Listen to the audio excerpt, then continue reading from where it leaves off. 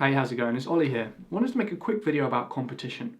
Now, if you're a new FBA seller, you recently started selling on Amazon, or maybe even doing merchant fulfilled, you might find that if you're reselling products, i.e. buying products for cheap that are already selling on Amazon, already have good sales volume, and adding your product to a listing that already exists, sooner or later you're going to find that you have to fight with other sellers to get the buy box, to get an even share of the sales throughout the day and eventually sell out all of your stock, right? This is just part of the business.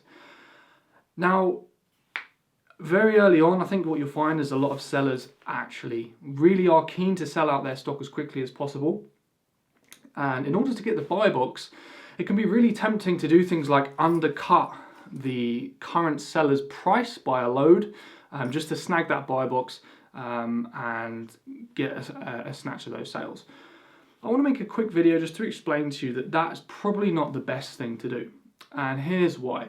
If you undercut the seller who's got the buy box right now, they're going to kind of get a little bit agitated with you because you're taking their sales away from them.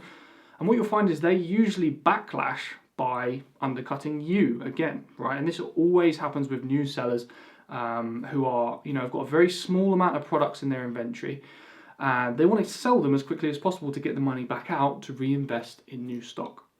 So you'll see this quite a lot of time, and Amazon sellers usually refer to this as a price war, right? Somebody has the buy box, another seller comes in, undercuts them, then the original seller gets annoyed at this guy and he's like, well, I'm going to undercut you, and then you undercut him, and what happens is the price goes down and down and down, and so does your profit margin, in the end making the whole thing kind of pointless.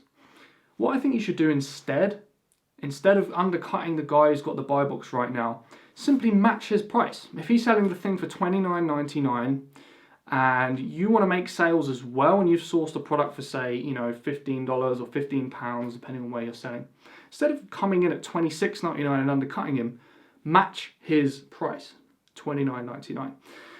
If this is the case, usually, even if you're a new seller, you'll each get an even share of the buy box throughout the day.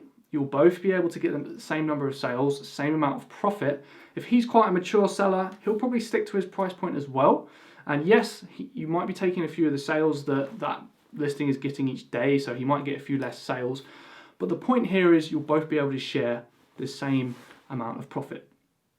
This is the strategy that I use for all of my stock that I have listed. I don't really bother undercutting people because I know even if loads of people keep undercutting me, sooner or later they're usually new sellers, so they'll probably end up selling out of their stock eventually anyway, and then I'll be left sitting there with my higher price making more profit. And as you get more and more products added to your inventory, you'll realize that it's okay to wait a couple of weeks or a couple of months to get sales if your profit margin is higher. It means you have to spend less time looking for stock, less time going out on retail arbitrage trips to actually make the same amount of profit. Okay, so that's my tip for you. Don't undercut sellers, just match their price.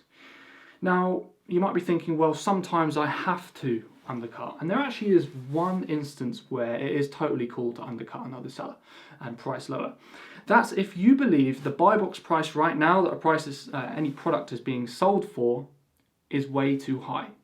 So if somebody's selling something on Amazon for, say, £50 or $50 above the current sales price, and the sales rank is really high, so there aren't many sales going through right now, I would definitely undercut them, come in a little bit lower, just because the reason that customers aren't buying that product is because the product is too high. That's when it's totally cool to undercut. If there's a fair price on the buy box right now, sales are happening through that listing, then I'd just match the price. Really, there's no reason not to. Otherwise, you're going to get into price wars, you're going to make less profit, and you're going to have to source more stock to make the same income. Just my 2 cents for you today. Hope you find this information really useful.